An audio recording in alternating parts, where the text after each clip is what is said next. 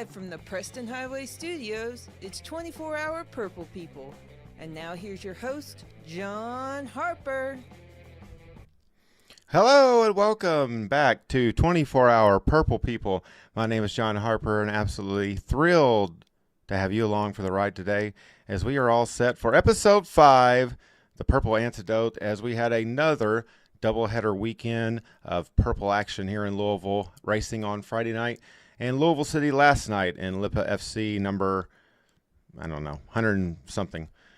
So, we hope you had fun last night, and we know we had a little bit of fun, and we're going to have some fun tonight as well. We're going to keep the purple train rolling as we talk about the results and next week's games as well. So, first off, I would like to introduce my panelist this evening, the man that needs an introduction, so you do know who he is, but such a familiar face that you have always known him.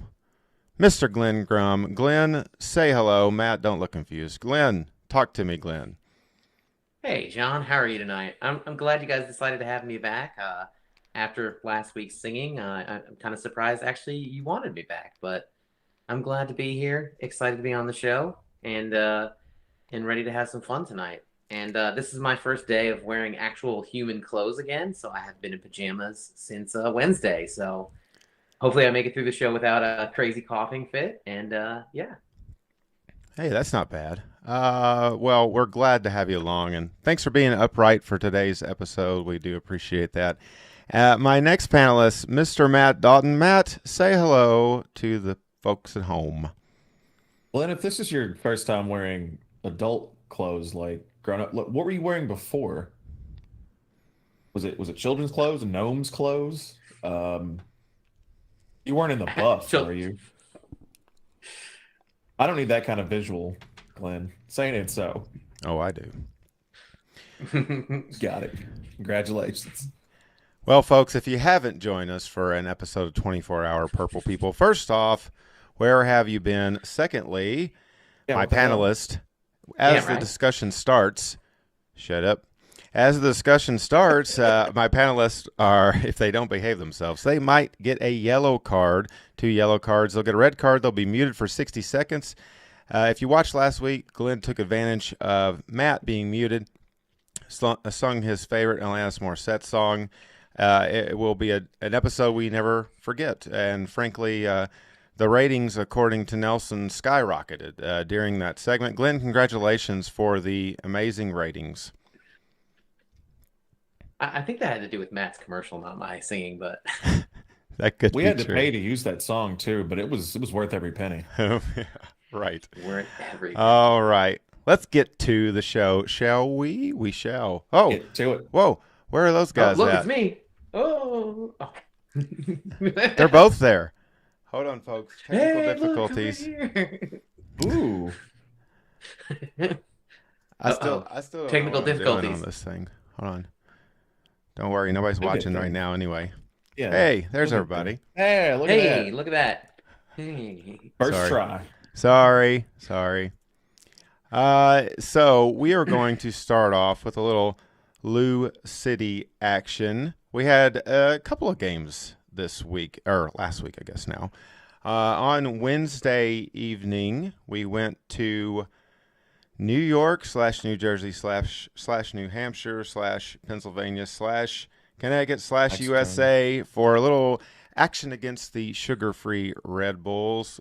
Glenn, when you looked at this game on Wednesday night, watching Louisville City, a little bit of good, a little bit of bad, a little bit of both, but a 2-0 win. What'd you see out of this game on Wednesday?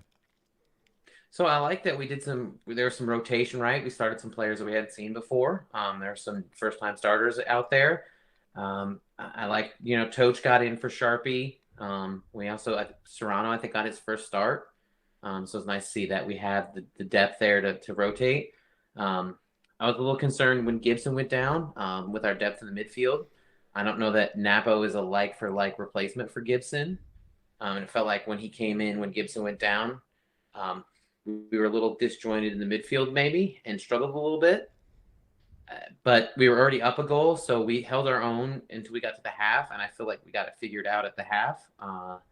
and brought in some players. We brought Brian Ownby in off the bench, and I really think someone tweeted that's not fair. I think there's got to be a rule against that somewhere, right? Like the Ownby rule, because that guy coming in at like the 75th minute, it's just not fair to anybody. Like, because I mean, he can start a game and run all day. Can you imagine what he gives? I mean, what he gave us just for the 20 minutes he was on the pitch. I mean, it's not fair. And I thought Harris played really well. I think Harris was probably my man of the match. He made a lot of really good runs, I thought, and scored an amazing free kick. He earns the free kick, gets a red card on Conte for that tackle in the box there, and then or outside the box, sorry, and then takes that free kick with a banger of a free kick and scores that second goal and secures the win for us. I mean, it was a great right, and it was I thought there were a lot of positives, but it also showed that maybe there's some work to be done in our midfield at times, because we did once Gibson went down, we had an issue with holding onto the ball, and we gave the Red Bulls made a substitution for Goma for Williams, and they changed their formation a little bit, and they possessed the ball and were able to kind of get a few shots and get some chances off. So there does appear to be work to be done. We are not perfect yet. And we'll see a little bit more of that not perfect talk here momentarily. But Matt, when you watched Wednesday night's game against the Red Bull, very physical game, I thought. Obviously, Louisville City is just going to play in cold, nasty weather for the rest of their lives and the rest of our lives. But as you watch this game up in New York or wherever, what did you see out of Louisville City in this game? This wasn't the best bit of play we've seen from the team this year. It wasn't the worst either. But I attribute a lot of that to playing on turf for the first time. The rain started coming down, and credit to New York, they had a high press that was giving us some fits. Made it really choppy and back and forth. We didn't look particularly sharp on a lot of our runs. Some noticeable offside calls. That's sort of to be expected this early on in the season while the team is still sort of gelling. But one thing that I do think that was good to see, Coach getting minutes, Serrano getting the start, both those guys making a case to be starters going forward. Like having that kind of competition within your own roster really speaks to how deep we are this year as opposed to other years. I think Glenn hit the nail on the head. I think that the Gibson injury, and hopefully he's back very soon, I think that was the real turning point for us. It looked like we were dominating before that, but with Gibson going off, he does so much for this team that it was really costly for us. 12 shots total, about half of them on target, 57% possession. Yes, I was just about to say 12 shots total for Louisville City on Wednesday night. They shot 19 against Miami, I believe 26 or 24 against Atlanta in the opener. Definitely a decrease there, but a New York team that does have some young talent. We actually talked about that last week. Some young talent on that team. A bunch of teenagers. Yeah. They really did. At least I believe one 16-year-old on that squad. But a team that's going to be interesting to see how they shape up in the East. Another team that is anything else on the Red Bull before I cut off my own transition? I think Serrano looked great out there. I really like what he brings to the team. Him and Manny Perez hooked up the same way that Manny Perez and Ownby hook up in the midfield. It's nice to have that little bit of chemistry. So, yep, absolutely. Yeah, a lot of good, a lot of some bad. I thought we had an off game and we still won by 2 goals, right? And that's not something that I've been able to say very often in the last couple of years. So I thought Dia and Mushagalusa also played very well on their side. Like I felt like we ran the channels very well on either side, and we did a really good job of taking care of the ball there. And it just felt like we have a lot of players that like you said, Perez. There's a lot of players that are doing work and putting in work, but you're not going to mention them because they're not doing they're not scoring the goals or making the assists, but they're making the ball move. Right. And I feel like we have a lot of players this year that are those unsung heroes, and that you probably won't say their name a lot, but they do contribute a lot. And just like Gibson, I feel like Gibson may not have been the flashiest player on the pitch, but I think he added something to our midfield. I think PDP does that as well. there's a lot of guys that definitely add to the success of this team. So, Yep. And speaking of the success of this team, points are always good, but maybe we expected a little bit more out of LIPAFC last night at Lynn Family Stadium. 8,500 in attendance to see a 1-1 draw featuring our two, the biggest rivalry in all of soccer, whatever, who cares at this point. So, Indy 11 and in sports entertainment. In sports entertainment, right. Louisville City and Indy 11 last night. Matt, I'll start with you. Obviously, we were predicting a little bit better results on our end. What do you think was the key issue leading to this draw against the Indy team that had not scored a goal up to the point of this game? It was our inability to clear at certain points. Glenn and I were talking about this before the show went on the air, but that led directly to their goal, our inability to clear it out. You knew at some point we were going to concede a goal, right? And you knew at some point we were going to drop points. And you even knew at some point Indy is going to score a goal this season, right? Probably. But it doesn't make it feel any better. Man, I hate Indy. But yeah, giving it away in a tough position. Indy scored against the run of play, I thought. Yeah, and I agree. Morton helped us stay out of a multi-goal hole with a really good diving save to his left there. Glenn, when you were watching this game last night, you got a different perspective on this LIPAFC. Probably one of the first ones or probably the only one you ever watched live. The way you watched it, so you got to see a little different point of view in this matchup. Sean Tosh, obviously, man of the match yesterday in the goal that he had. A lot going on yesterday. What did you see from this Louisville City squad last night and another cold night at Lynn Family Stadium? Well, it was very warm on my sofa, I have to say. So it was definitely not very cold inside. I wish I was there. I would much rather have been healthy and at the match.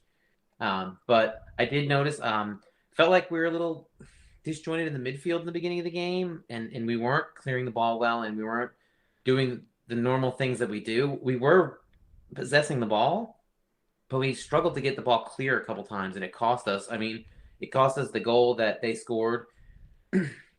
That goal was clearly off a cross that came in. It was just, Pino had header of turnover. Law put it in. He got around Bone and put it in and put that goal in. And then they had a second chance not long after that where it was almost the same exact play where they drove that same wing and crossed it in. And luckily, there was no one on the end of that cross. But it felt like once we, at the halftime, made a change, we added PDP into the midfield. It definitely changed everything up. It felt like it kind of shored us up, and we did score that goal. The one goal we scored, and then the second almost goal. But I guess we'll talk about that later. One thing I noticed, just from the stats, again, we shot it 14 times, 7 on target. But something else that kind of stood out to me when I was looking at stats is we had 9 corners to Indy's 1. Mm-hmm. Yeah, man. Mm-hmm. So we definitely were holding them, and they only had 5 shots and 2 on target. Well, so we were doing our job defensively. Yeah. Let me play. That's the 3 in the back too. I do have some highlights. They kind of end abruptly, but we will take a look at them. Talking about yesterday. First, obviously I'm not going to be able to just commentate. There's some really good chances here for Louisville City in this first half. As you see the sun going down. This camera was not made for this world. I don't think it's long for this world either. Yeah, it's probably not. What kind of camera you got there, buddy? It is a Noki, something like that. Yeah, that's a reputable company I've heard of. Noki, yeah. Noki. I thought that was that stuff that you boiled and you ate with pasta, right? No, that's gnocchi. Gnocchi. It's not gnocchi. It's gnocchi. It's not gnocchi. It's gnocchi. So I have an actual GoPro. If you want to borrow it, John. What? It's the same thing. Are you saying this isn't good enough? You said it wasn't long for this world. You're supposed to be commenting on the highlights. There was the chance. That one right there was very close. Very close. Very close. There's a header that goes wild off of Indy player. That was Harris right there. Mm-hmm. And that was All a you need to do is bad, redirect that. horrible call there. Yeah. Here's the goal, and here's where things go downhill very quickly. As Matt and myself are celebrating. Gosh. Oh, and we are down. Yeah. Perhaps out. Wasted. We're going to transition into our next subject. I'm going to keep it right here in the video. This second possible goal. This is The almost goal. Courtesy of at Carson LouCity. Carson, thanks for this. Very, very close. Just barely, I think, crossing the plane. Now, give it just a second here. So I have an issue with this. So the entire ball has to cross, right? The line.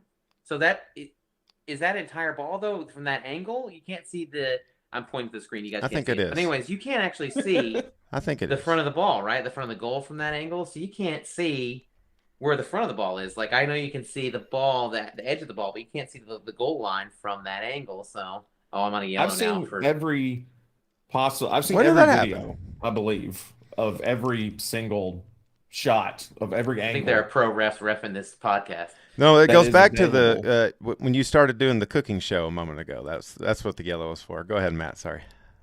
I've seen every available video of this, and there's really no way to tell. I mean, it was a bang call, and without goal line tech, which we do not have in the USL. Why don't we have goal line tech? We Is there have a reason? Carson, Like, obviously. Carson could stand. That's the thing is, like, yes, Glenn, why don't we? It cannot be that expensive, you would think, to invest in. I don't know. What do you guys think? I don't know, to roll it out for an entire league, though. I mean, that's probably not cheap. you think it's going to go. expensive, though? The shot's going to go down in the annals of LIPA history, right? Like, Oh, it really is. It'll be watched forever. It's going to be the JFK assassination video. You know that, like in it's a 60 Berger years. film. You know they're going to be studying it. There's going to be documentaries. Yeah, Down no, and to the left. obviously very close. As a matter of fact, at the time of that, the supporter section, Coopers went crazy. Matt and myself were on the capo stand. That's how the camera got destroyed. And Matt reached for the smoke. Almost, it was like one hand on it. I was like, I don't think it counted. We should have just pulled I was it. very close to popping Should've off just pulled smoke. Like, The broadcast was amazing because, like, you can hear the crowd just explode, like, and it goes off, and all of a sudden the ball's being played away, and you're like, wait, what? And the crowd is cheering and going nuts, like they've scored clearly, and everybody looks a little confused on the pitch because the ball, goes away a little bit, and clearly the LouCity players are arguing that it was a goal, and it did not did not work out that way. I don't ever envy the referees for any reason, but I especially on that call do not envy them. I mean, they're in a tough position having to make that call. I mean, Wait, are you apologizing? I can't for fault referees? them. I mean, it was a bang play, right? Like, I can't fault them. We're looking at video frame by frame, and we still can't tell whether or not that's a goal. I think it was a goal, and I'm 100% impartial. 100% impartial. 100%. He's No absolutely biases impartial. for Matt Dalton. No. The I agree. I think it was a goal, but that's because I wanted 3 points, and I feel like we deserve 3 points anyways, right? I feel like we outplayed Indy in the end once we figured everything out. I mean, we clearly outshot them. We possessed the ball. I mean, we had 9 corners. Like, we should have won that game. Like, all the stats point to us being the winner of that match. So we left points on the table last night. I'm sure the coach is not going to be happy about that when they go into training this week, and I'm sure that he saw the same things we did about the midfield, and he's going to work on those things for the next match coming up next Saturday. So I did read a lot. I read a lot of interviews, post-match interviews, and a lot of the players, that was sort of their general sentiment, was like, we know that we did not play the first half that we really wanted to. We didn't come out the way we wanted to, but we made some adjustments, and they're really looking at this as a learning experience, right? And I think that's the mentality you want if you're going to vie for a cup, right? Like, you want to win every single game. They weren't making excuses about, a short week or travel or anything like that. I mean, they know that there are some adjustments to make, and I think we're going to see those adjustments, hopefully. So, well, but I felt like we made good adjustments right at the half. I felt like Coach Cruz made the right adjustments at the half. We just didn't finish. We got our chances. We just didn't take them. So I feel like Cruz saw what he needed to do, got it done on the field, got the right players in, and made the right adjustments in play in the game. And I feel like we just didn't get the finish there. I feel like, that goal counts, or if we score something else, like we're talking obviously we're talking about something completely different at this point, but we're still disappointed that we gave up our first goal to Indy 11, but we're definitely Their not. first goal of the season. Yeah. We're not disappointed by the result. So, well, not to go from one somewhat deflating event to a more deflating event, possibly. Friday night was the second showing for the Challenge Cup as Racing hosted the Houston Dash. Houston came in not looking like all that great of the team, and I know that we seem to have a good thing going in the first half. I have some little thrown together. I'm going to take you on a little story here. Now, this is the little club area here.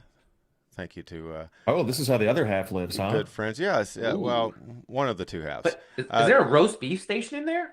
Yes, there is a roast beef station. Now, these are just random videos. I did have a really good shot of Coach Kim again here in a second next to the Landon Donovan lookalike ref. He is a giant, yes. The mastodon. He's a giant. Racing with plenty of challenges as the rain comes down here. Matt, as a firm supporter of Racing, Lou, obviously not a great second half. Adjustments were maybe not made, but maybe there weren't adjustments to be made. What do you think happened here in this game? I do want to point out that we had a very, very good first half. I think that was some of the better play that we've seen from Racing, and it's their very short, tenure so far. That was a really good half of soccer in the first half. I don't know what happened in the second half. I have no idea. Did we stay in the locker room? Apparently. I think there were a lot of good things to build on, though. I think Julie Lester coming on for her first shift. I think she played really well, pretty much a shutdown defender. And she looked to already be a vocal leader on that back line, which is cool because they already have Jim upon her. Addison Merrick, she pulled quite a big assignment, having to go up against Rachel Daly. And I do think that she played really well. I think her first touch let her down a couple times. I think maybe working on some of that passing out of the back would help us a lot. Also, she punched Rachel Daly in the face at some point, which is always fun to see. No card on that, which is thanks, guys. And the big winner of the match, yes, Kirsten Davis was a juggernaut out there. She played her ass off. Yeah, she did. She read the pass in the backfield perfectly. She turned her body to get in front of the ball, and then turned back and was able to get that shot off without much room. So all credit to her on that first goal. Definitely a blow as Emily Fox came out of that game. Glenn, when you see a player like Emily Fox come out, what does that do? What does that change in a game for Racing Lou? I felt like, so we brought in, we did bring in Lester to replace her. I felt like she was taken off for precautionary measures because concussion protocol. Considered, well, and it's considered preseason too, right? So, it's not a real competition. So, but I think that she was taken off as a precaution, and you got a chance to see our new player and Julia Lester come out and play, and I thought she did an amazing job, as a like-for-like replacement. It was seamless, that transition, I thought. And I thought that first half was amazing. We played out of our minds. I agree with Matt on everything about Davis. She was my player of the match for sure. I thought she did very well. I was a little disappointed at the second half of play. We give up, what is that, 9 minutes or something? We give up 3 goals. 9 minutes. 9 minutes. We went from up to down 1. And, the first goal is on just a poor clearance. We just don't get the ball clear, and it just bounces around and goes in. And then a great chance for, Vigiano scores that second goal. And then Daly converts that PK for the hand box, which is just, a wet field. She falls and it hits her hand, right? I think it hit Merrick's hand maybe when she slid. And that's, she's trying to catch herself at that point. I feel like that handball was little harsh call, but it is what it is. You move on from there. I do feel like there's some work to be done here, but there's some stats that are really. I felt the stats were really even, right? Like we had 10 shots, 5 on. They had 12 shots, 6 on. So it wasn't like we both were very efficient with dominated. their shooting, both teams, yeah. And we possessed the ball 53% of the time. So 3 corners to 6 corners. I mean, it wasn't, like I said, I don't feel like we were dominated. I feel like we were in the match the whole time. It's disappointing to see that result slip away when you played so well in the first half, because I really thought that was our match. I felt really good going into the second half that we were going to take care of that and ice that. But they do say that the 2-goal lead is the most difficult lead in soccer, right? I think it's because it's hard to make a change. I mean, it's hard to make a change, right? Because you're ahead by 2 goals. It's difficult to score 2 goals. Firing on all cylinders, you're clicking. Exactly. And so you don't want to change it. You don't want to take too big of a swing at it and try to make too big of a change because you want to continue working with what got you there. So, right. Really physical disappointing. Game too. Matt, when Glenn talked about possession, the 53% possession for racing, one thing we talked about last week a little bit was the passing wasn't as crisp as we were hoping. Neither teams in last week's contest. What did you see out there? Did we look improved to you on our passing game on Friday evening? In terms of passing, yes, I do think that we were much improved, especially in the first half. I think that I really appreciated even play within the box. We were looking for the open person to take the shot, right? Yep. We're not afraid to share the ball and looking for better shots. You kind of do want, though, at some point, someone to want to take that shot, right? Like that's what you hope Jess McDonald is there for, right? Is to take that shot when maybe nobody else wants to or no one else feels comfortable doing that. So, and when Nadia Nadim gets back, I mean, we're beating a dead horse here, but that's also a role that she's going to play within this team. That's really important. So. Oh, absolutely. Absolutely. I want to take a second and welcome some new faces to the chat. We have Conan the Barbarian. Ooh. Rebecca is in the house. And hey, Rebecca. Saw Hope and KH earlier. Hello, everybody. Thanks for joining us. Conan O'Brien? I thought you said Conan the Barbarian. What did I say? O'Brien follows us. Man, we really Conan O'Brien. Well, I'd rather have Conan the Barbarian, honestly. I mean, he's a bigger name, I would say, pop culture. I don't know. Conan's pretty tall. He is tall. He's not as tall as Coach Kim is, but pretty tall. Well, no one's as tall. I bet they're close. They might be. Anything else from this? Conan wrestle Coach K. Anything else from this racing game, fellas, before we move on? All right. On the table, I'd just like to point out we're last in the group with 1 point. We're 2 points behind Houston and Chicago. So I was trying to leave on a happy note. We're talking about Conan, the Barbarian, and you've got to ruin it with your facts.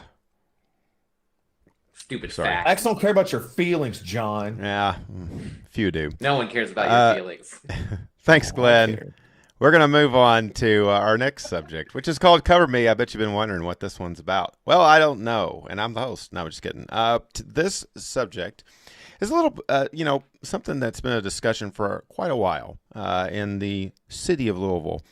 And we have not seen the type of coverage for racing from the news publications and channels around town.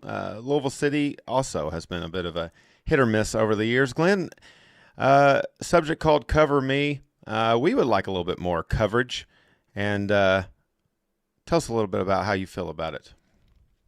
Well, so my frustration is, trying to do this show, trying to get stats on all the different players, especially for the NWSL players. It's almost horrible. Impossible. Like, yeah, it's really bad. There should be more information. I mean, these are world-class athletes. Like, we're not covering like some random kids playing at the high school down the street. These are world-class athletes. I mean, these are people who've played in championships in other leagues.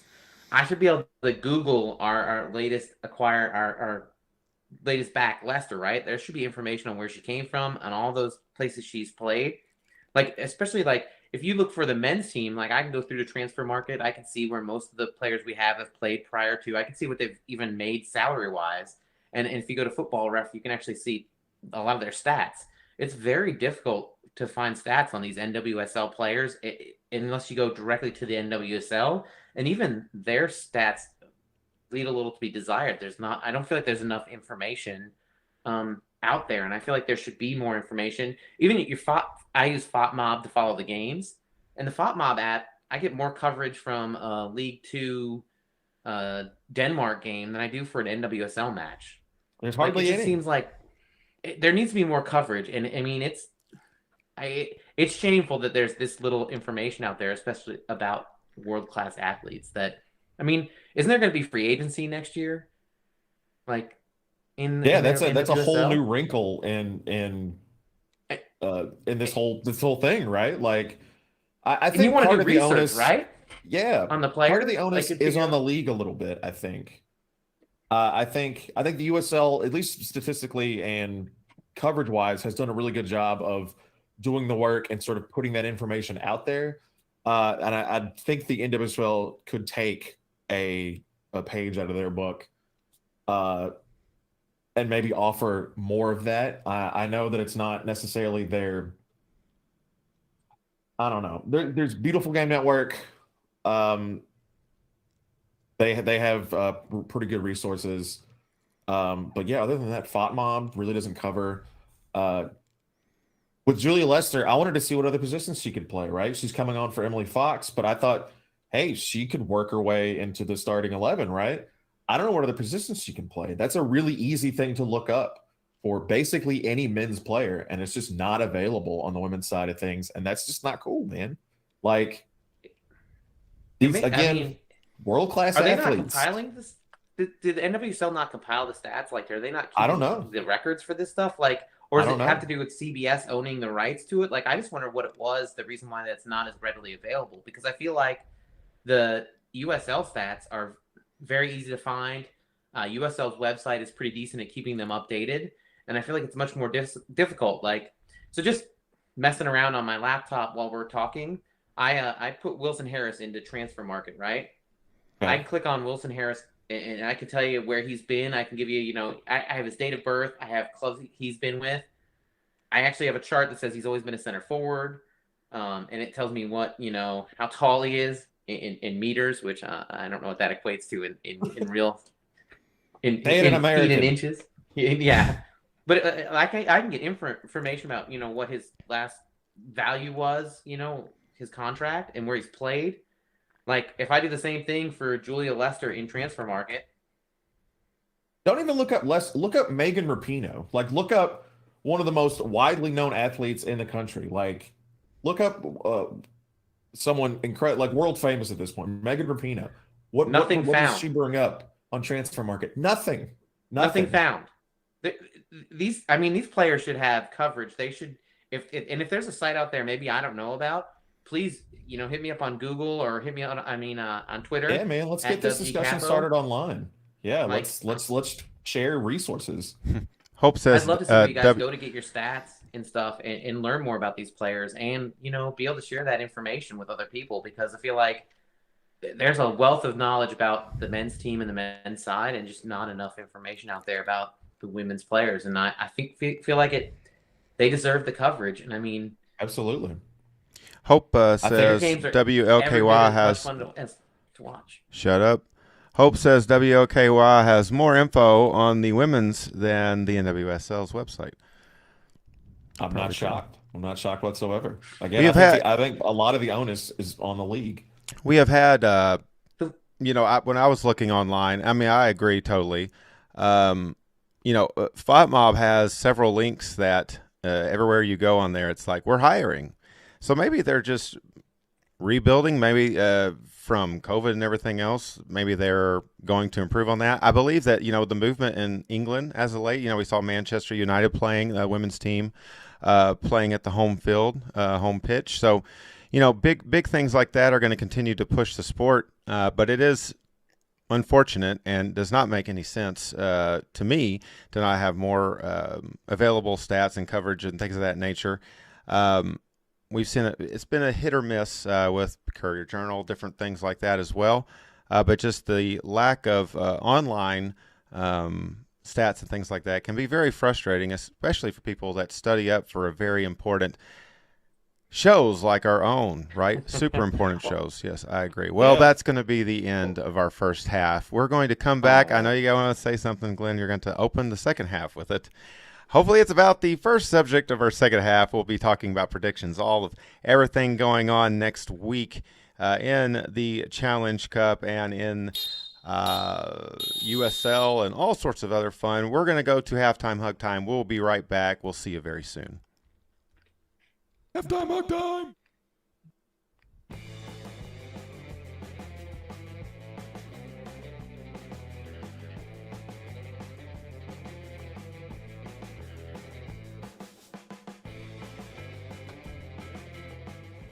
I'm Glenn Grum, and you are listening to 24-Hour Purple People. And now, a word from our sponsors. Hang on a second, Beardo. You're not going to walk out of the house looking like that, are you? What am I supposed to do? Introducing Ownby brand beard balm. One dollop of our made in the USA scruff gravy can transform your hell no tea into a go tea in seconds. Made from our proprietary blend of 11 herbs, spices, pulps, mashes, animal tallows, stamens, tree milks, shells, and a hint of apple cores for a pleasing and saucy aroma, Ownby brand beard balm will have your stubble in playoff form all year round. From the hills of fair Virginia to the wings of B-Town's pitch, reach for Ownby brand beard balm. Ownby brand beard balm. When your whiskers start to itch. Available wherever fine made-up products are sold. Not endorsed by any soccer players, real or fictional, so please don't tell him.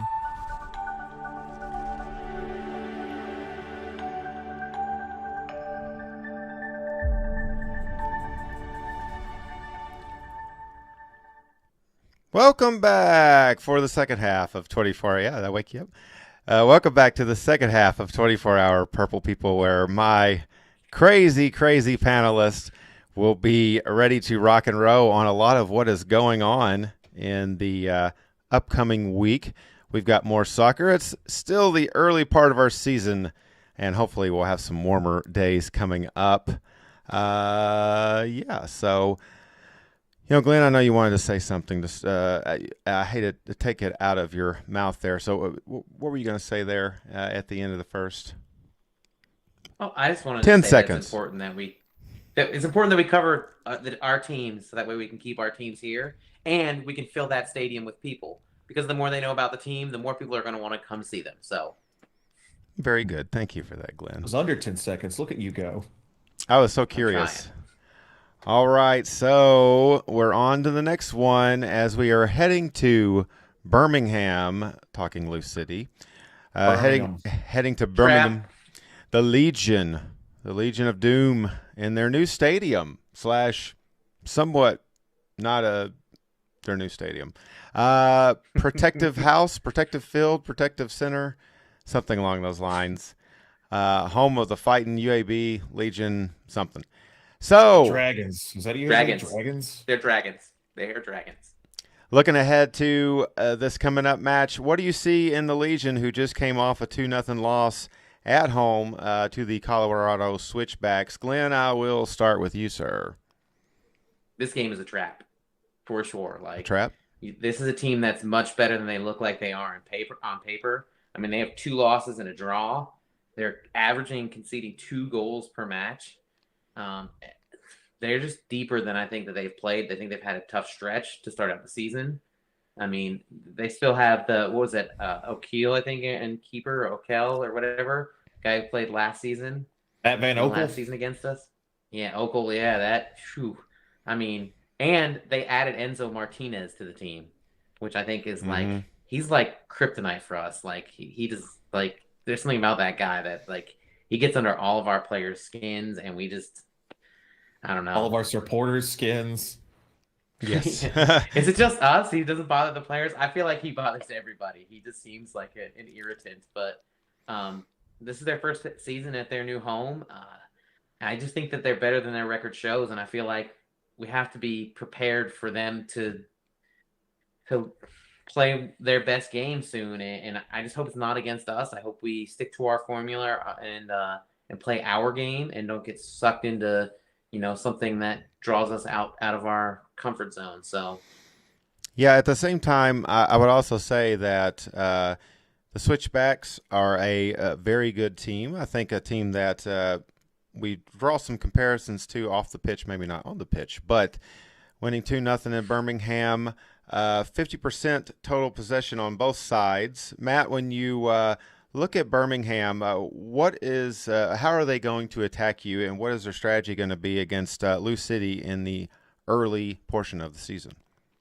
Well, I noted that Enzo Martinez is one of the USL's peskier chance creators. Pesky. That's the nicest word I can think of to describe He's a jerk. Enzo Martinez. Pesky. What a jerk. This is a team that's they're gonna let us get a little bit of possession. I think we need to make those shots count. They are, letting they've conceded two goals a game. What Glenn said, which is fourth worst in the league. But defense is what they hung their hat on last year. So, and a lot of those key pieces have returned. So I think it's really only a matter of time before they sort of right that ship a little bit. And what better way to right it than a big win at home against the top of the table team in LouCity? So trap. It's most definitely a trap game, even though this is a winless squad. Where's at the Adam moment. Lackbar when you need him? I'm saying. Yeah, Birmingham only with 7 total shots in the game yesterday, 4 shots on target. So, Glenn, when you look at them, how do they compare to our previous opponents so far this year for LouCity? I think this is a team that, they're a little bit healthier and they actually have their full complement of players. So, I don't know. It feels like a team that's on the verge of getting everything right. And when they do, I think they're going to be difficult to play against. I really hope that it isn't next weekend. They do, like Matt's saying, they are a defensively built team for sure. They also have Marlon Santos up top and Prosper Kassem, I believe, as well. So they have some decent attacking threats too. I don't know. It's concerning to me. You don't know who you're going to get, I think. And they did have a 1-1 draw to start their season with Tampa, who, is right below us. So, right. I don't know. A 60% chance of rain on Saturday in Birmingham, Alabama. Just throw that out there. 68 degrees, though. Matt, after watching what that's like. After watching the 190th LIPAFC, who needs to step up for Louisville City in this game to maybe get us back in the win column instead of just the point column? I think maybe we shore up a little bit defensively, with 4 in the back, maybe instead of the 3 that we have been last game. I think maybe that will help. But also, I'd like to see Enoch get his first goal for sure.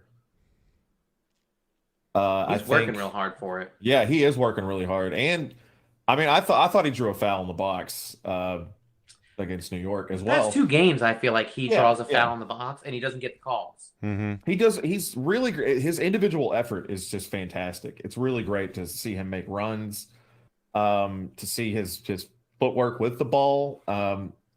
Big upside on this guy, and I'd like to see him kind of have a breakout game here. I think that would help us quite a bit. Glenn, same question. Who needs to step up in this match that maybe didn't have the best match yesterday or against the Red Bulls? I think as long as we figure out how to put the 2 halves together and come out with a decent plan in the midfield, because I feel like that was our issue yesterday at least, was, there was a problem in that midfield. So I feel like as long as we start, either PDP or Gibson in that midfield and keep them together, I think we'll be in good shape.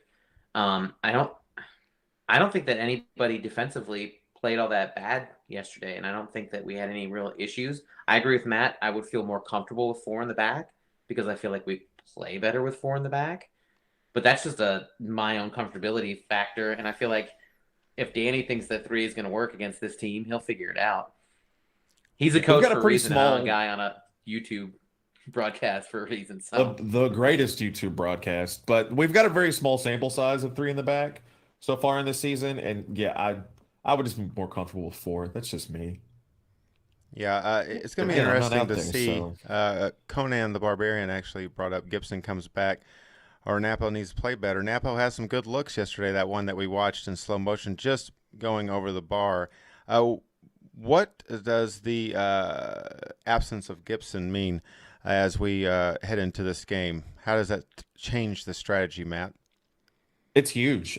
He did a lot for this team. I don't know how long he's going to be out. Do we have gotten any word on what the injury is, or completely in the dark yet again? Okay, See that's just kinda coverage how it me goes. topic. That's kind of how it goes in D2 soccer, I guess. You just have no idea, and you hope he suits up. But yeah, he did a lot for this team, man. He allowed us to sort of to push up a little higher. I think he's quick to get back on counters. There's just so much that he does that we're really missing out on. Glenn, I'll wrap it up with you. Any closing thoughts on our forging in Alabama? Yeah, I would. If you haven't made this road trip, I highly recommend it. Birmingham's a great city. There's a lot of great things to see in Birmingham. They also have a really amazing record store, which, I mean, I can find the record store in almost any city, but there's the Sloss Furnace, great place to tour. It's just a friendly, nice city. There's great barbecue. So if you can make the trip, I definitely highly recommend it, and it's a good time. And you can stay within walking distance of the stadium, and there's breweries. There's a great area, like a little 5 Points area. That's really fun if you like going out on a Saturday night. So if you can make the trip, I highly recommend it. Is it Sloss or Sluice? I think it's Sloss. Well, I always thought it was Sluice. Well, this has been the Glenn Travel Network. We thank you for watching, and good night. As we are going to move on to our next subject. Now, I did hear Birmingham was really cool. Cool city to visit. Another city that is a lot of fun to visit is the great city of Chicago, Illinois, home of the Red Stars, which we are quite familiar with through the Women's Cup and the NWSL Championship, aren't we? We are squaring off with them this week as they just came off a loss to the Kansas City Current. Matt, when you look at the Red Stars, Red Giants, as we say here, how are they shaping up? A little surprise to see maybe that result against Kansas City. I think that the Red Stars currently, I think they're a team that's really in flux after the fallout from last season. Their head coach, Rory Dames, resigned at the end of last season pretty abruptly after verbal and sexual misconduct allegations surfaced, and his successor, Chris Petroselli, wasn't named until February 18th. So not a lot of time with his club so far. No. And they're still dealing with the fallout from all that. They had a couple they had a few people request trades that were granted just to kind of get a situation, most notably Julie Ertz and their goalkeeper Cassie Miller. Their biggest addition, I suppose, was Yuki Nagasato, who was beloved by everyone all over the world. It'll be especially a little painful everywhere. Everybody likes Yuki, but it's not. It's going to be weird playing against her, right? Seeing her in a uniform, yeah. And she has been starting with them, so the Red Stars are not scared of the spotlight. Glenn, in this Challenge Cup, playing a team that is in our little division. What do you see in the Red Stars this season? In this preseason? I think that, they have some good players. They have some, Mallory Pugh, I think, scored 2 goals in their first match. Right? She's very good. They definitely are going to be able to score, and Alyssa Nair's there as their keeper. It appears from the stats I could find that they're definitely a great team in possession, and they like to shoot the ball a lot, it looks like, from the past couple matches they've had. I was kind of surprised to see that they were defeated by the Current after their 3-1 defeat at the Dash, which is, I guess, good for us, right? Because I think we played the Current very well. So maybe we'll match up better than we have in years past with the Red Stars. I feel like they've been a pretty dominant team. But like Matt said, they do have some things going on there. I am very hopeful for this match, but it's on the road midweek after you've a tough loss. I really hope that coach does a good job of getting the team up for this and ready to play and to maybe try to steal 3 points. With 1 point in the group and us sitting last, do you think that this is a must win? Yes. I mean, if we want to try and move on from here, right? And I think that you also you want some positive energy to build on for the season, right? So you want to win at least one of these matches. I don't believe we've won a match in the Challenge Cup yet since we've been a team, right? Like we have a couple of draws, but I don't think we've had any wins yet. I think it'd be a positive for us to get a win. I think this is a difficult place to go and get a win. But it's not impossible, I don't think, especially if we're able to put together a performance like we did in the first half of Saturday's match and carry it through to the second half. We clearly have the talent and the firepower to score goals. If we're able to put together, 2 halves of that, I think we can definitely beat a team as good as the Red Stars, if not any other team in this league. I feel like the talent's there. It's just getting a full game together, right? For a young team like ours, too, I mean, that's something to hang your hat on, being able to go on the road and take down the NWSL Championship runner-up, right? Yeah. That's a big learning experience that you could grow a lot from that. So I'd love for us to go into Chicago and pick up 3 points. That'd be huge. And I think it's 3 points that we need, and I think it's going to really help build the energy and positivity around the team. And, I mean, the Central Division basically is up for grabs, right? Like almost anybody. Yeah, nobody's really dominated. Yeah, I think everybody but KC has a loss. I have some chat updates, both funny and helpful. Conan the Barbarian says the Red Stars are communist.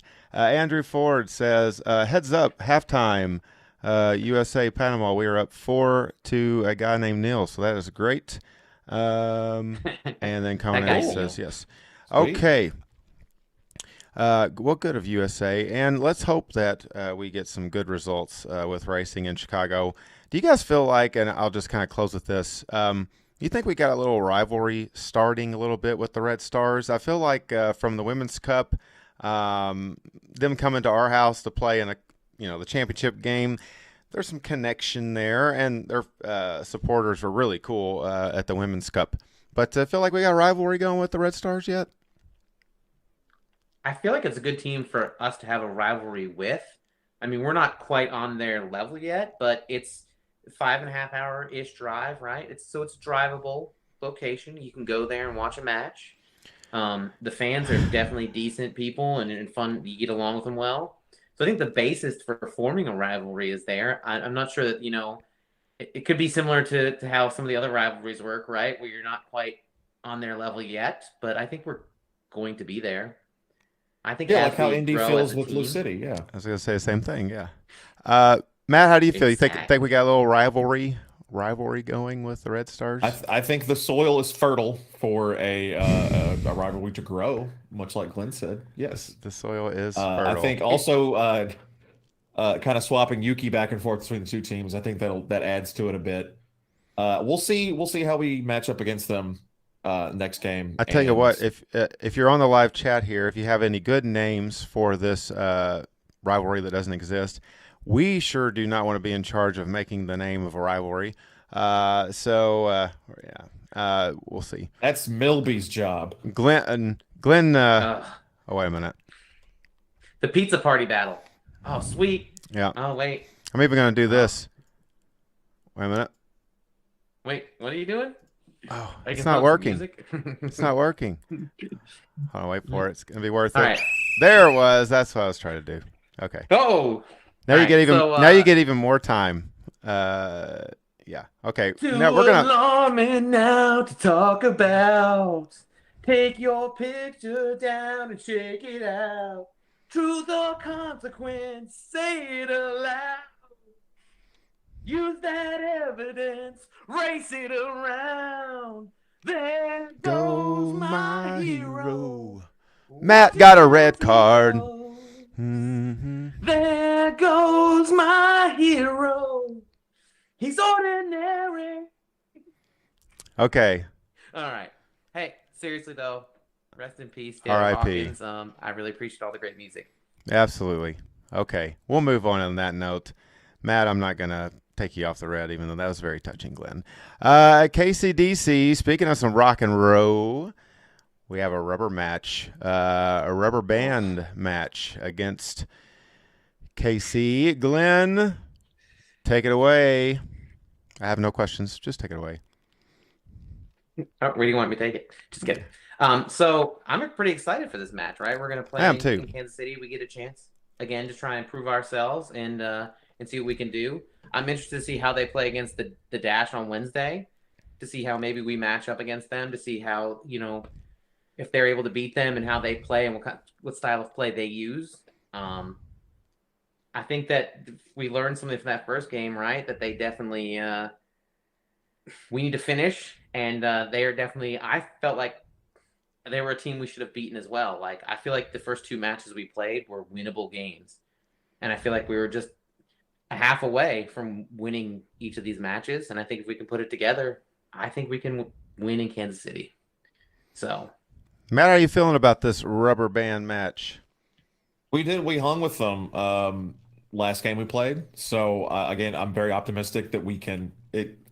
If we do not get any points against Chicago, this game becomes definitely a must win for us. We're gonna have to defend the counter better than we have in the last two games. We're gonna have a chance, and hopefully Emily Fox is back and helping out with that as well. But this is a winnable game for sure.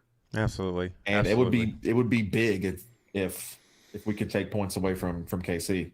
Absolutely. Kansas City has great support, and they're going to great barbecue sauce too. Yes, they do. They're going to be out in full force. So masterpiece. Hopefully, racing can get the job done. Kansas City, of course, it's kind of nice being in these little groups. You get to kind of see these opponents a couple times, obviously. So maybe you change your strategies. You come out and do something a little bit different, and let's hope racing can find the touch in Kansas City to get the win. Well, we're going to wrap it up with one of our – go ahead. I just have a quick question for Matt, I guess, and I was just thinking about this. So how do you think that this tournament affects your regular season? Because you're going to get to play the teams that are in your division, right, 4 times, basically, kind of like how the league was set up. The USL was set up last year where you got to face similar teams. Do you think it makes it difficult going into your regular season? Because you're going to play one more home and home, basically, in the regular season against these 3 teams. So you're going to have opponents that are going to know you pretty well by the end of the season, right? There's not much there's certain things you can change, but it's not a big shift in what you can do. Does this help or does it hinder the regular season? It's a really long question. Go ahead, Matt. It was. I think it's a little bit of both, right? As with everything else, right? It's just a little bit of both. I do think it's helpful to have seen what these teams can do before firsthand. But also, you're right. Maybe creatively, maybe if they've seen all that we have to offer, might be easier to shut us down. Yeah, I think it's a little bit of both. Yeah. I think it's a little. Conan on the chat said basically the same thing, kind of equal on that. Glenn, you crack me up. Go ahead. I just feel like last season that was our big complaint, right? Is we faced the same team so many times, and it made it difficult for us to see where we really were. You know what I mean? As it's not easy as a measuring stick for sure. Yeah. And those colors are very distracting. Am I wrong? The Kansas City's new current flow. You don't like blue and red? Well, it's not teal. Blue and red's not bad. It's just it's a weird blue and red. It's like hybrid goldfish scales or something. I don't know. Iridescent? I think it's a little too close to our mint. All right, it's a little too close. Yeah. I don't like it. We claimed that last year. That's ours. Okay, on to this last topic. Fresh. We'll wrap up things for today. A fun one as a gigantic first ever Lynn Family Stadium concert has been announced. Janet Jackson and a host of Miss others. Jackson, if you're nasty. No, that is true. I'll put you back on yellow though. How excited, Glenn, are you for the first ever concert at Lynn Family Stadium? Everybody's looking at their seating charts and their whatever else you have to have. Glenn, are you excited about that? Absolutely. I mean, it looks amazing. Have you actually looked at the seating chart? So it I looks like the have. stage is going to be set up on Scouse's house's end, and Right. they're gonna have like a seats out in the field, and they're gonna have like a runway where there's like a little like circle, so they're gonna be able to come out into the crowd and kind of perform. It looks like a really cool setup in the stadium. Actually, I'm kind of impressed. Pretty excited to see what they do. But before we get to that Derby Eve concert, you can get tickets to go to the stadium for Thunder. Yeah. So you can get yourself a general admission ticket, go to Lynn Family Stadium. You can get parking. You can get a ticket to go inside the stadium. You can watch the festivities. They'll have clean restrooms. They'll have concessions, it sounds like. So you'll have a nice place to watch Thunder over Louisville from. And it sounds like they're going to keep the stadium open, at least from what I've read on the Lynn Family website, until midnight. So you don't have to rush out and try to drive home in the middle of traffic. You can hang out, relax, enjoy, maybe a nice chicken fingers and a nice drink from the tiki bar while you wait for the traffic to clear up, and then head home. Is there a game that day as well on Thunder? I think there's an away game, right? No? Okay. Well, I read wrong. Away game, yeah.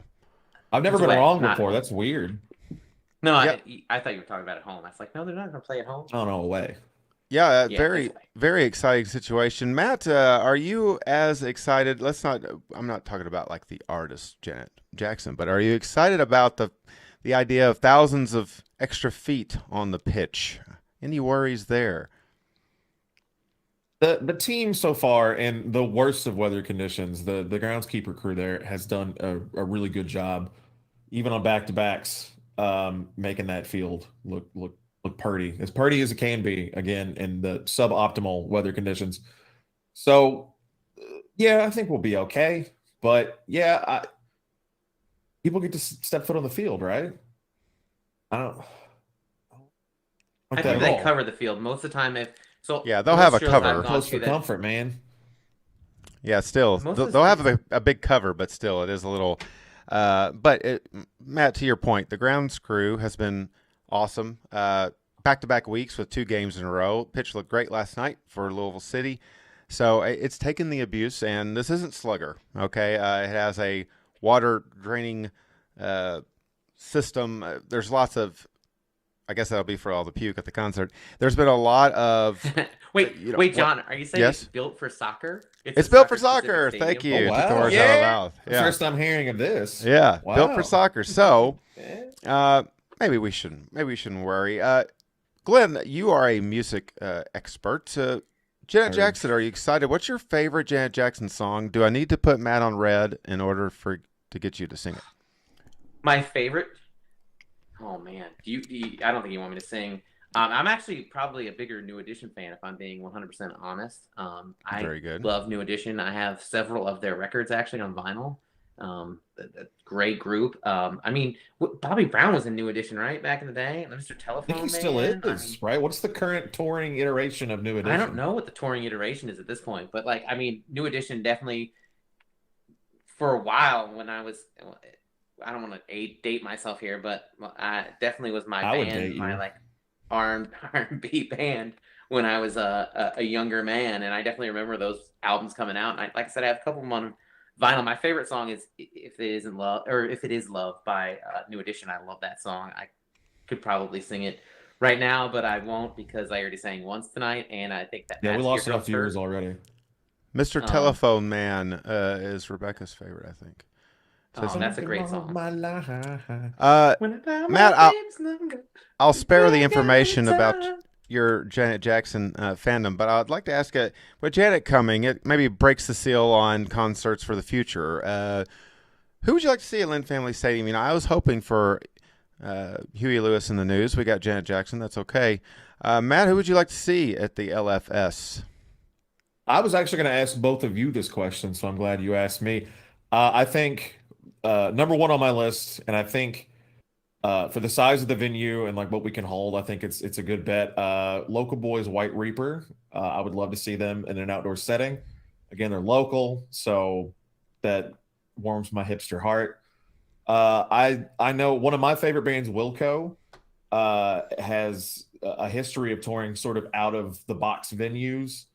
And considering I think we can hold roughly around the same as the Airquay Amphitheater, I believe. I think that's sort of the tier that we're aiming at. I think in getting acts, I would love to see Wilco. I just love to see Wilco whenever I can, but I think they would be fantastic. My wish list is huge. I mean, it could be Glenn, anybody. I'll ask you the same question. On your wish list, anybody that in potential, yeah, just see that big old grin. Anybody on the level of Huey Lewis in the News, Glenn? Oh, so I was thinking more like local guys too, but I was thinking that it'd be a great venue to see My Morning Jacket at. I just feel like that outdoor setting and that whole that they could use that big screen to do something with. Like, I feel like they could put on a great show there. Hope says Wu-Tang. I mean, that'd be an interesting venue for them. I saw them at Paris Town Hall. That was a pretty cool show, actually. How about Cage the Elephant? Wouldn't that be kind of cool? Cage the Elephant. Little tie-in, when I've seen from Bowling Green, little tie-in, big. They could definitely show. They could fill that stadium too. They're a big act. Yep, for sure. Yeah, I'm very excited to see it. I think that how you use that big screen over there is going to be really cool. I mean, that's the second biggest screen for outdoor use in the state of Kentucky, next to Churchill Downs. So obviously, it's perfect for a concert. I do think, and it's not surrounded by horse shit, so that's cool. That is true. That is true. I think Scouse should get something, right? Free tickets. I mean, it's right on his little yard there. I'll have to see how they're going to do the actual stage. I believe the stage does come out on the seating chart a little further, so it'd be cool to see how that looks. Very exciting. Exciting to see the stadium being used. This is something they talked about from the beginning, obviously, being used for other attractions at times. It only is going to raise money for the team, continue the team's success. Has to be a successful business. We talked a little bit about that last week when we talked about some of the prices around Lynn Family Stadium. But Glenn, it's really a perfect concert venue, is it not? I mean, it's going to be amazing the way it's set up, right? Because it's open on the end, and your sound's going to go in. The acoustics with the roof too, like the acoustics with the roof curved over you. So I mean, it's an exciting place. I mean, you could bring just about any band. I mean, I would love to see. I mean, you could bring in some '90s bands, maybe get like Filter or Local H, or maybe the Smashing Pumpkins. Like, love to see something like that. Going back to Janet Jackson, by the way, I've been trying to figure out my favorite Janet Jackson song. So I think my favorite album is probably Control. And I think that it's either Control or Nasty are probably my favorite songs. But that also has Pleasure Principles. There's Black Cat. There's so many. There's Janet Jackson has a million great songs. How do you even pick a favorite Janet Jackson song? I'm a Love Would Never Do Without You kind of guy. So just throwing that out there. Rhythm Nation. I mean, that's what we named the category, right? That's such a great song too. Who didn't know that dance back in the day, right? And I don't know if you knew this or not, but you are a part of Rhythm Nation. It's on your passport. I've seen it. We're all a part of Rhythm Nation. We all part of the Rhythm Nation. Got citizenship within that Rhythm Nation. It is going to be a very exciting time to have our first concert there. In the chat, Hope earlier said something about getting all the Purple fam together for a pre-concert photo. That would be pretty cool. Kind of a historical moment, I think, in the grand scheme of things. We expect that stadium to be around for years and years and hundreds of years or whatever. So, pretty cool. It's going, and also just to touch again on Thunder, man. That's the best venue for Thunder. The angle that it's facing downtown, it's amazing. It's basically like they designed it for Thunder or something, right? Yeah, it's why did they not turn it around the other way? Yeah. No, it's gonna be great. It's gonna be loud, and we've been loud at the stadiums. Last night, that crowd was very loud. And Glenn, you watched it live. How did it sound on the feed? I gotta say, thank you to the capos and the Estopinal End singers, or choir. Sorry, you guys were amazing both nights. I thought that this sound, you guys sounded amazing. I could hear you both nights. I was very impressed with the amount of sound you guys are putting out and how good it sounds on that broadcast. So yeah, good on you. And hopefully I'll be back next. I think Wednesday is our next home game, right? So Yeah, we'll be back in the stands singing songs. And Matt, I almost broke your glasses. I did break the no key, but how about last night? The environment was off the chain for another edition of LIPAFC. I told the whole crowd that I didn't want to hear anybody from Indy, anybody from their end all night, and you did not disappoint. So thank you very much to everyone that came out and sang with were us. they 'cause singing? Indy? I don't know. I couldn't hear him because our crowd was too lit. Yes, during the march there was a little bit of chanting back and forth, which I thoroughly enjoyed. But hey, hats off to Indy. They had quite a few people up there in that section, so it's always cool. I always like seeing Travelers supporters. Just adds to the even before the game, during the game, whatever. It's always fun tailgating, meeting new people, and all that stuff. So I had a great time. And hopefully next Giving us your time money. we'll get that second goal. Guys, anything to wrap I think it's up a great with way to share the today? game too, right? Like I think that soccer is something that we all share together, and it's a great way to share our love of the game because when we're supporters of our team, we're also most people are supporters of your national team and things like that. So it's just a great way to get together and learn about other soccer supporters and their culture and what they do. So it's a lot of fun. One last thing I want to also show real quick. This is Dwayne at the tailgate getting his hair cut. He was saving or selling shaves of his beautiful hair for $5. So hats off to Dwayne. Villanova, we know the name. Hats off. I get it. So they raised a lot of money yesterday, guys. It was pretty awesome. So For a good cause. Great job. Great job, Dwayne. absolutely. I hope we got Illinois, closer to his goal.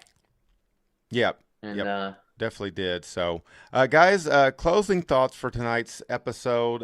It's been fun looking ahead to this week. Any closing thoughts, Glenn?